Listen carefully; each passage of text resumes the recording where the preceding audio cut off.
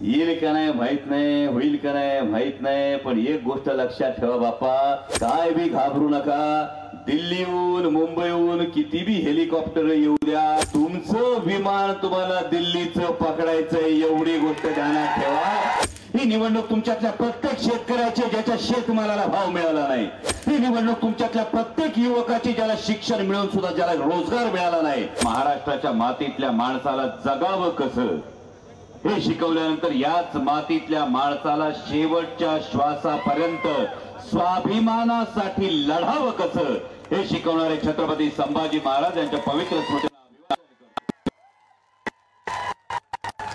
आज महाविकास आघाडी इंडिया आघाडीचे लोकसभा 2024 चे अधिकृत उमेदवार बजरंग बाप्पा सोनवणे यांच्या प्रचारासाठी आयोजित केलेल्या या सभेला मार्गदर्शन करणारे राष्ट्रवादी काँग्रेस पक्ष शरदचंद्र पवार या पक्षाचे प्रदेशचे अध्यक्ष माझे मार्गदर्शक आदरणीय जयंतरावजी पाटील साहेब, जीवनरावजी गोरे साहेब, माजी आमदार साहेबरावजी दरेकर, राष्ट्रवादी काँग्रेस पक्ष शरदचंद्र पवार या पक्षाचे युवकचे प्रदेशाध्यक्ष, या तालुक्याचा खरा स्वाभिमान महबूबभाई शेख, बबनराव गीते, सय्यदजी सलीम, उषाताई दराडे, सुशीलाताई मोराळे, रामभाऊ खाडे, शिवसेनेचे जिल्हा प्रमुख परमेश्वरजी सातपुते, महादेवजी नागरगोजे, आम आदमी पार्टीचे अशोकराव येडे, मीनाक्षीताई पांडुळे, राजूभाऊ जानकर, शेतकरी कामगार पक्षाचे विष्णुपंत घोलप, गणेशजी कवडे, काँग्रेस पक्षाचे Bhaskarji Kedar, democratic party of इंडियाचे ज्यांचे विचार आपण ऐकले ते अजिंक्यजी चांदणे, पांथर सेनेचे धडाकेबाज पांथर दीपकजी केदार, सर्व पत्रकार बांधव आणि आपण सगळेजण, सगळ्यांना जय शिवराय. खरं तर महाराष्ट्रभर फिरतोय आणि स्वतः लोकसभेची निवडणूक लढवत असताना पण म्हणजे आमचं शिरूरचं मतदान बी 13 तारखेला आहे, म्हणजे शिरूर लोकसभेचं मतदान आहे. पण मला महबूबबाईंनी लय भारी सुनावलं, साहेब शिरूर मध्येच फिरायचे, तुम्ही शिरूर तालुक्यातच येताय, शिरूर पाटोद्यामध्ये येताय, विधानसभा मतदारसंघामध्ये तेवढी काळजी घ्या आणि आष्टीच्या या सभेला या. पण मला अनेक पत्रकारांनी खरं तर प्रश्न विचारला की स्वतः लोकसभेची निवडणूक लढवत असताना सुद्धा हे खूप अभावाने काही पत्रकार मला म्हणाले किंवा महापालिकेची निवडणूक लढवताना, जिल्हा परिषदेची निवडणूक लढवताना वॉर्ड सोडून बाजूला जात नाहीत माणसं, लोकसभेची निवडणूक लढवायले आणि तरीही तुम्ही बाजूला येऊन इतर मतदारसंघामध्ये प्रचार करताय. पण भावानं याची दोन फार महत्वाची कारण आहेत. एक महत्वाचं कारण पहिलं असं आहे की जेव्हा भारतीय जनता पक्षाकडून 2 प्रादेशिक पक्ष, महाराष्ट्रातले 2 मराठी माणसांनी उभे केलेले पक्ष, ज्या पक्षांकडे बघितलं की दिल्लीच्या दरबारात सुद्धा मराठी मातीचा स्वाभिमान म्हणून या पक्षांकडे पाहिलं जात होतं, तो वंदनीय हिंदू हृदय सम्राट शिवसेना प्रमुख बाळासाहेब ठाकरे यांनी निर्माण केलेली शिवसेना आणि आदरणीय शरदचंद्रजी पवार साहेबांनी स्थापन केलेला राष्ट्रवादी काँग्रेस पक्ष, या 2 पक्षांना फोडण्यात आलं. या 2 पक्षांचे नेते पळवण्यात आले, चिन्ह पळवण्यात आली आणि या पद्धतीनं आमच्याकडे असं म्हटलं एका मामानं, घरावर टाकलेला पाहिला होता, आता पक्षांवर बी अशा पद्धतीनं दबाव टाकून दरोडा टाकतात का काय, अशी ही परिस्थिती निर्माण झालेली असताना आदरणीय शरदचंद्रजी पवार साहेब आजही महाराष्ट्राच्या स्वाभिमानासाठी लढतायत. आणि 2 पर्याय आहेत. माझ्या भावांना उद्या कोणी येईल, कोणी काही भाषण करतील, पण हा प्रश्न कायम लक्षात ठेवा, 2024च्या या लोकसभा निवडणुकीच्या संदर्भात 5, 10, 15 वर्षांनंतर जेव्हा आमचे पत्रकार बांधव लिहितील, जेव्हा कुठला तरी लेखक लिहिल, जेव्हा याचं वार्तांकन करेल, तेव्हा नक्की हा प्रश्न असेल का 2024ला महाराष्ट्रातल्या जनतेसमोर, बीड जिल्ह्यातल्या जनतेसमोर 2 प्रश्न होते. स्वार्थासाठी सरपटत जाणाऱ्यांच्या गर्दीत मिसळायचं का स्वाभिमानाने लढणाऱ्यांच्या यादीत उभं राहायचं. आणि जेव्हा हा प्रश्न विचारला जाईल तेव्हा स्वाभिमानासाठी लढणाऱ्यांच्या यादीत हा जो लढवय्या योद्धा आहे, हा जो संघर्ष योद्धा आहे, याच्या खांद्याला खांदा लावून आज बीड मध्ये उभं राहणं माझं कर्तव्य आहे आणि म्हणून उमेदवार असताना सुद्धा इथे येऊन उभा राहतो. काल तुम्ही बातम्यांमध्ये वाचलं असेल आदरणीय पवार साहेबांच्या प्रकृतीला साथच 22 दिवस 50 सभा आणि 22 दिवस 50 सभा केल्यानंतर थोडासा आवाज बसला म्हणून आज खरं तर आदरणीय पवार साहेब येऊ शकले नाही. आणि खरंच येताना आदरणीय जयंत पाटील साहेबांबरोबर येताना हा विचार मनात आला, आपली संस्कृती आहे खरं तर घराची. घरातलं वडीलधार माणूस उन्हातानाची पर्वा न करता घराच्या स्वाभिमानासाठी लढत असेल तर माझ्यासारख्या युवा कार्यकर्त्यांचं हे कर्तव्य आहे की आपण सुद्धा त्यामध्ये खारीचा का होईना आपण वाटा उचलला पाहिजे. हे माझ्यासारख्या युवा कार्यकर्त्यांचं कर्तव्य आणि विश्वास आहे मला, अभिमान आहे मला शिरूर लोकसभा मतदारसंघातल्या जनतेचा. कारण छत्रपती शिवाजी महाराजांची शिकवण आहे, ज्याचा बाले किल्ला मजबूत त्याचा गड मजबूत आणि ज्याचा किल्ला मजबूत त्याला मुलुगिरीसाठी बाहेर पडता येते. आणि हा विश्वास माझ्या शिरूर लोकसभा मतदारसंघातल्या जनतेने दिलाय. पण इकडे आल्यानंतर बाप्पा खरं तर मला असं वाटलं, तुम्ही सभेला बोलवलं खरं, पण जशी माझ्या शिरूर लोकसभा मतदारसंघामध्ये परिस्थिती आहे तशीच या बीड लोकसभा मतदारसंघामध्ये दिसतीये. मायबाप जनतेनं ही निवडणूक हाती घेतली. कारण ही निवडणूक आता केवळ 2 पक्षांची राहिली नाही भाऊ, उमेदवारांची राहिलेली नाही. ही निवडणूक कुणाच्या प्रतिष्ठेची राहिलेली नाही, तर ही निवडणूक गेली 10 वर्ष सातत्यानं ज्या मोदी सामान्य जनतेचा अपेक्षा भंग केला, ज्या मोदी सरकारने सर्वसामान्य देशाच्या जनतेला महागाईच्या खाईत लोटून दिलं, ज्या मोदी सरकारने सर्वसामान्य युवकाला बेरोजगारीच्या खाईत लोटून दिलं, ते मोदी सरकार विरुद्ध सर्वसामान्य भारतीय जनता अशी ही निवडणूक झालेली आहे. आणि म्हणून ही निवडणूक जेवढी बजरंग बाप्पाची तेवढीच ही निवडणूक तुमच्या प्रत्येकाची आहे. ही निवडणूक तुमच्यातल्या प्रत्येक शेतकऱ्याची ज्याच्या शेतमालाला भाव मिळाला नाही. ही निवडणूक तुमच्यातल्या प्रत्येक युवकाची ज्याला शिक्षण मिळून सुद्धा ज्याला रोजगार मिळाला नाही. ही निवडणूक माझ्या त्या प्रत्येक माता भगिनीची आहे की महिन्याला हातात नवऱ्याचा पगार आल्यानंतर आता महिनाभराचा खर्च कसा भागवायचा हा प्रश्न ज्या माता भगिनीच्या चेहऱ्यावर पडतो, त्या प्रत्येक माता भगिनीची ही निवडणूक. आता उद्या इथं माननीय पंतप्रधानांचं बहुतेक 3दा कॅन्सल झालेली सभा 4थ्यांदा होती. हा येईल का नाही माहित नाही, होईल का नाही माहित नाही, पण एक गोष्ट लक्षात ठेवा बाप्पा, काय बी घाबरू नका. दिल्लीहून मुंबईहून किती बी हेलिकॉप्टर येऊ द्या, किती बी विमान येऊ द्या, किती बी लँड होऊ द्या, तुमचं विमान तुम्हाला दिल्लीचं पकडायचंय एवढी गोष्ट ध्यानात ठेवा. कारण हे बीड लोकसभा मतदारसंघाच्या मायबाप जनतेने ठरवलं. तुम्ही मगाशी म्हणाला तुमच्या शेतात काय पिकतं याचा काही लोकांना प्रश्न पडलाय. मला आता महत्वाची गोष्ट ही वाटते की वावरात काय पिकतं, कुणाच्या शेतात काय पिकतं, यापेक्षा महाराष्ट्राच्या जनतेच्या मनात काय पिकतं हे महत्वाचं आहे. आणि महाराष्ट्राच्या जनतेच्या मनात जर काय पिकत असेल तर ती पिकते निष्ठा, तो पिकतो स्वाभिमान आणि तो पिकतो प्रामाणिकपणा. आणि हे महाराष्ट्राची जनता दाखवायची. म्हणून आज विचार करा, देशाच्या पंतप्रधानांना महाराष्ट्रामध्ये निवडणुका 5 टप्प्यांमध्ये केल्या जातात, जेमतेम 48 जागांसाठी. याचं खरं तर उत्तर भारतीय जनता पक्षाला दिलं पाहिजे. उत्तर प्रदेशच्या निवडणुका अवघ्या 2 टप्प्यात जिथं 80 जागा आहेत, महाराष्ट्राच्या निवडणुका 5-5 टप्प्यात करायला लागतात.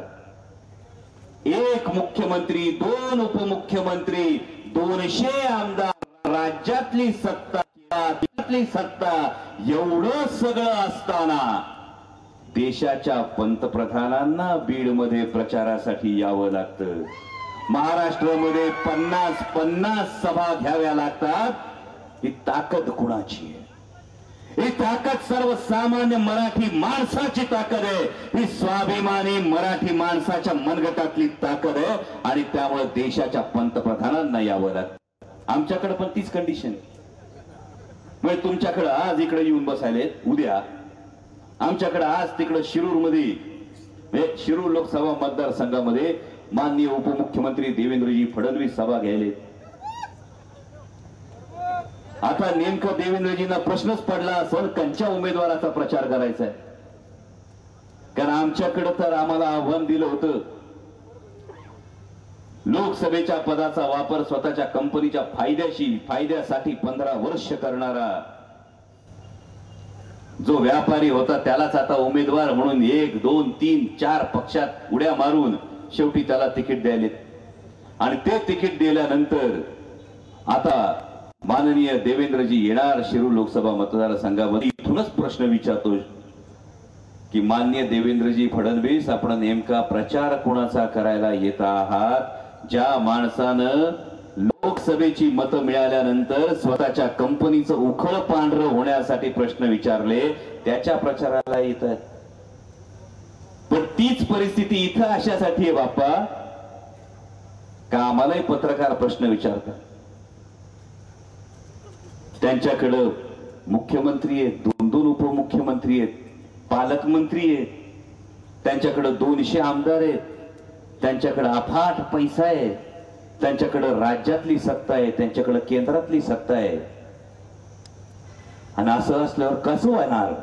आणि तो दीवार सिनेमातला डायलॉग आठवतं का? दीवार सिनेमा, मेरे पास गाड़ी है, बंगला है, तुम्हारे पास क्या है? हाय, आठवतो ना? तसाच प्रश्न विचारला जातो बजरंग बाप्पाला. आमच्याकडे 1 मुख्यमंत्री, 2 उपमुख्यमंत्री, 200 आमदार, केंद्रातली सत्ता, राज्यातली सत्ता आहे. बजरंग बाप्पा तुमच्याकडे काय आहे ना? बजरंग बाप्पाचं उत्तर आहे, माझ्याकडे बीड लोकसभा मतदारसंघातली ही सर्वसामान्य जनता आहे. आता उद्या सभा झालीच तर आश्चर्य वाटलं मला खरं तर. 10 वर्षानंतर देशाच्या पंतप्रधानांना ठिकठिकाणी धार्मिक तेढ वाढवणारी भाषणं करावी लागली. कधी आरोप केला जातो जातीपातीच्या समीकरणांचा, जातीपातीच्या राजकारणाचा सुद्धा आरोप करायला लागले. एक साधा प्रश्न विचारतो, उद्याची जेव्हा सभेमध्ये जर धार्मिक कुठलं विधान ऐकलं तर एक साधा प्रश्न विचारा भावांनो. एक हिंदू मित्र होता, एक मुसलमान मित्र होता, दोघं रस्त्याने चालले होते. रस्त्याच्या एका बाजूला मंदिर होती, एका बाजूला मस्जिद होती. हिंदू मित्र कुठं जाईल? मंदिरात. मुस्लिम मित्र कुठं जाईल? मस्जिद मध्ये. बरोबर? दोघांचं काय चुकलं? दुसऱ्या दिवशी परत दोघं निघाली. दुपारची वेळ होती, रटरट ऊन तापलेलं होतं, पोटात कावळे कोकलत होते, सपाटून भूक लागली होती. हिंदू मित्र मुस्लिम मित्र रस्त्याने चालले होते. रस्त्याच्या एका बाजूला मंदिर होतं, दुसऱ्या बाजूला मस्जिद होतं, समोर जेवणाचं हॉटेल होतं. दोघं आधी कुठं जातील का नाही?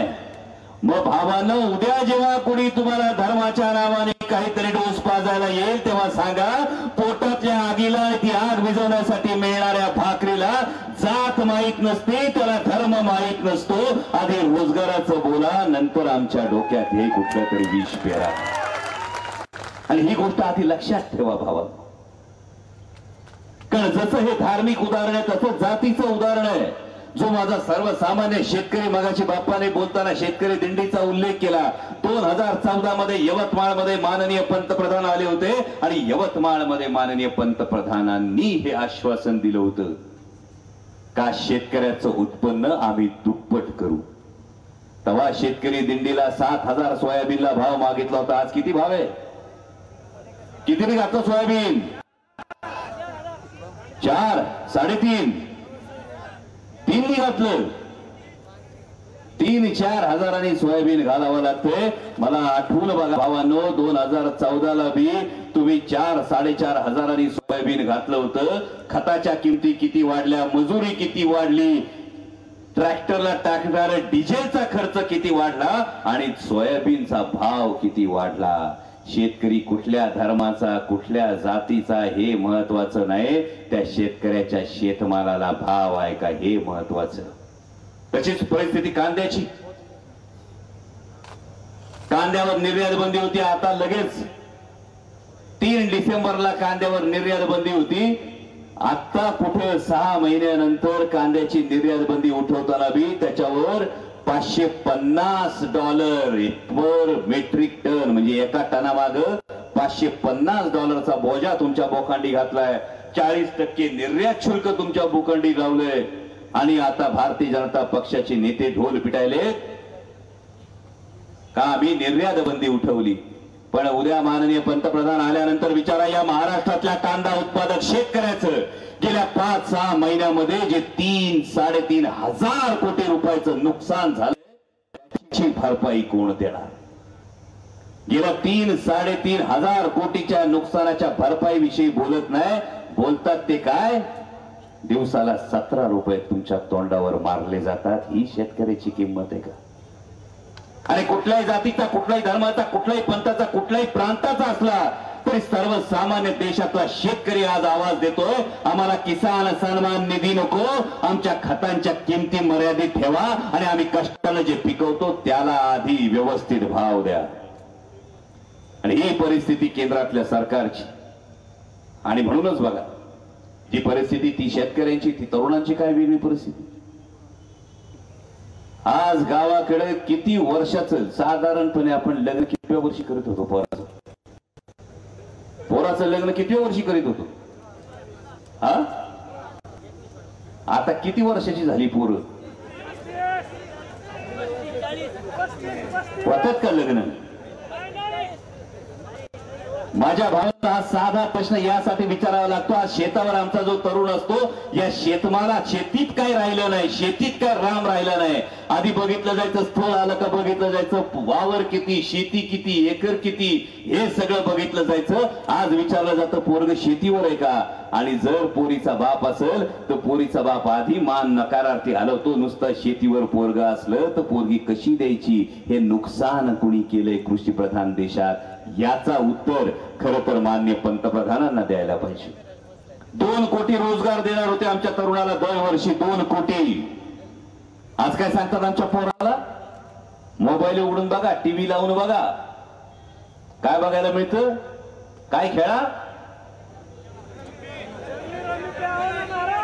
2 कोटी जिथं रोजगार येणार होते तिथं आमच्या पोरांना सांगितलं जातं, खेलो रमी, खेलो जंगली रमी. मॅच बघायला गेलं का आधी जाहिरात येते, बनवा आधी टीम. बरोबर भावानं, थट्टेचा विषय नाही, कालचाच प्रसंग सांगतो. काल प्रचाराच्या गडबडीत होतो. काल बारामतीच्या सभा करून नगरला चाललो होतो आणि नगरला चालला असताना एक फोन आला. खानदेशातलं पोरग होतं. खानदेशातलं पोरग पुण्यात आलं होतं, नोकरीच्या निमित्तानं आलं होतं. आई बापांनी मोठ्या आशेनं खुश होऊन पोराचं लग्न लावून दिलं होतं. पोराला नोकरी लागली होती, लाखभर रुपयाचा पगार पोराला होता.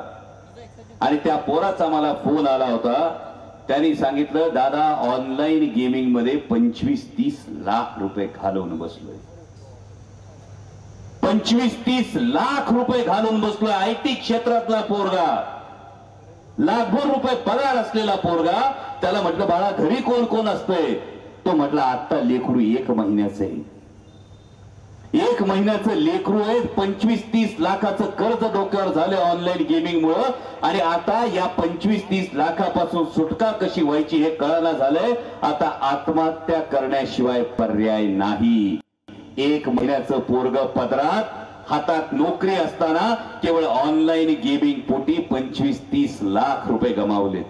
आता तुम्ही म्हणाल, याचा संबंध निवडणुकीशी कसा? बरोबर, माहिती का याचा निवडणुकीशी संबंध कसा? भावांनो, जे उद्या माननीय पंतप्रधान येणार आहे त्यांनी नारा दिला होता, ना खाऊंगा ना खाने दूंगा. पण जागतिक पातळीवर भ्रष्टाचार आपल्या देशात झालाय, ज्याचं नाव आहे इलेक्टोरल बॉन्ड्स. या इलेक्टोरल बॉन्ड्स मध्ये फ्युचर गेमिंग नावाच्या एका कंपनीने, जी कंपनी या ऑनलाईन गेमिंग आणि ऑनलाईन लॉटरी मध्ये काम करते, या कंपनीने 500 कोटी रुपयाचे इलेक्टोरल बॉन्ड्स दिले. 500 कोटी रुपयाचे इलेक्टोरल बॉन्ड जे दिले, माननीय पंतप्रधानांना अत्यंत नम्रपणे हाच प्रश्न विचारू इच्छितो, माननीय पंतप्रधान महोदय, अहो 500 कोटी रुपयांच्या इलेक्टोरल बॉन्ड दिले म्हणून माझ्या देशातल्या युवकांचं भवितव्य आणि त्यांचं आयुष्य अशा प्रकारे तुम्ही ऑनलाईन गेमिंग आणि ऑनलाईन लॉटरी करणाऱ्या लोकांना हे विकले का, हा प्रश्न आज जनतेच्या मनात आहे. आणि भावानं हे सगळे प्रश्न घेऊन निवडणुकीला जा. 13 मेला मतदान आहे. बरं झालं, मी पंतप्रधानांचे लय आभार मानतो. बाप्पा तुम्ही म्हणाला बॅलेट पेपरवर ईव्हीएम वर त्यांचं चिन्ह भडक आहे, लई चांगले. त्यांचं चिन्ह भडक आहे ते लई चांगले, कारण कंच चिन्ह दाबायचं नाही, कुठलं बटन दाबायचं नाही हे ते सांगताय. आणि त्यात माननीय पंतप्रधानांचं मनापासून मी आभार मानेन की पंतप्रधान बीड मध्ये सभा घ्यायला येत आहेत. कारण माननीय पंतप्रधान जेव्हा 2014 मध्ये माननीय पंतप्रधानांना जेव्हा येताना बघाल ना पेपरमध्ये बातम्या, तुम्ही छापणारच असेल, फोटो बिटो छापणार ना. तुमच्या सगळ्यांचे आभार मानायला आवर्जून माननीय पंतप्रधानांच्या सभेचा फोटो पंतप्रधानांच्या चेहऱ्यासहित आपण छापा अशी माझी आपणा सर्वांना विनंती आहे. कारण बीड लोकसभा मतदारसंघातल्या प्रत्येक माणसाला आठवलं पाहिजे की याच माननीय पंतप्रधानांनी 2014 मध्ये सगळ्या देशातल्या नागरिकांना सांगितलं होतं का मतदानाला जाताना गॅस सिलेंडरला नमस्कार करून जा. आठवतंय का? भूलना मत. याच पंतप्रधानांनी सांगितलं होतं 2014 मध्ये मतदानाला जाताना गॅस सिलेंडरला नमस्कार करून जा. आता 13 मे जेव्हा बीड लोकसभा मतदारसंघाचं मतदान करायला जाल तेव्हा त्याच आपल्या आदरणीय पंतप्रधानांचा चेहरा आठवा, समोर गॅस सिलेंडर ठेवा, पण एकदा नाही 3दा नमस्कार करून जा. कारण 400 रुपयाचा सिलेंडर आता 1200च्या जवळ गेलाय, तेव्हा त्याला 3दा नमस्कार करा. म्हणजे तुम्हाला कळेल कंच बटन दाबायचं नाही हे तुम्हाला कळेल. आणि म्हणून तुम्हाला एवढीच कळकळीची विनंती करतो, जाता जाता एवढं सांगतो, आज 6 तारीख आहे, आणखी 5-6 दिवस प्रचाराच्या तोफा धडाडत राहतील. अनेक जण अनेक गोष्टी सांगतील, पण तुमच्या उमेदवाराचं नाव लय भारी आहे.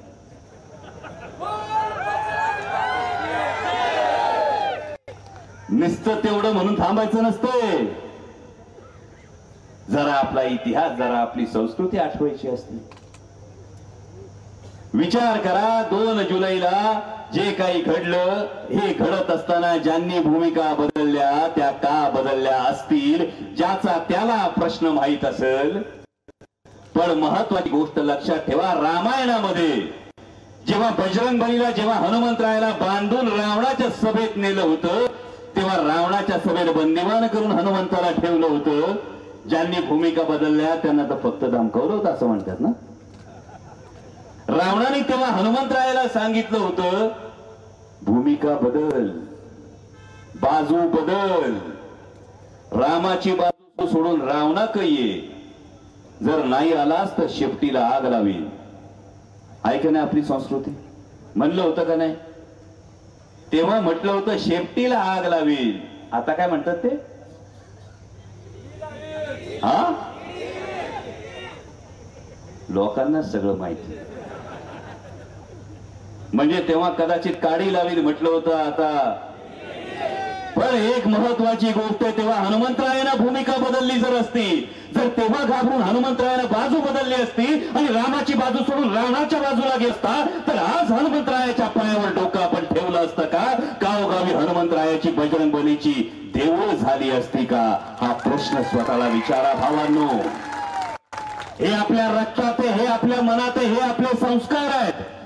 जी भूमिका जो बदलत नाही त्याच्या पाठीमागं उभं राहायचं आणि त्यालाच नमस्कार करायचा, ही जर आपली संस्कृती असेल तर होऊन जाऊ द्या 13 तारखेला बजरंग बली की.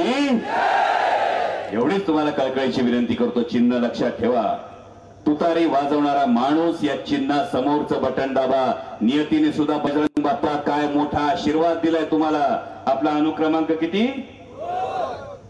निशाणी कसली? त्यामुळे विजयाची निशाणी नियतीनेच बजरंग बाप्पाला दिली आहे. त्यामुळे 13 तारखेला ईव्हीएम मशीनवरचं 2 नंबरचं बजरंग बाप्पाचं 2 अनुक्रमांकावरचं बजरंग बाप्पाचं नाव वाचायचं, तुतारी वाजवणारा माणूस या चिन्हा समोरचं बटन दाबायचं, व्हीव्हीपॅट मध्ये आपलं मत हे तुतारी वाजवणारा माणूस या चिन्हालाच गेलंय का हे बघायचं आणि सज्ज व्हायचं 4 जूनला विजयाचा गुलाल घेण्यासाठी. एवढं सांगतो आणि थांबतो. धन्यवाद. जय शिवराय.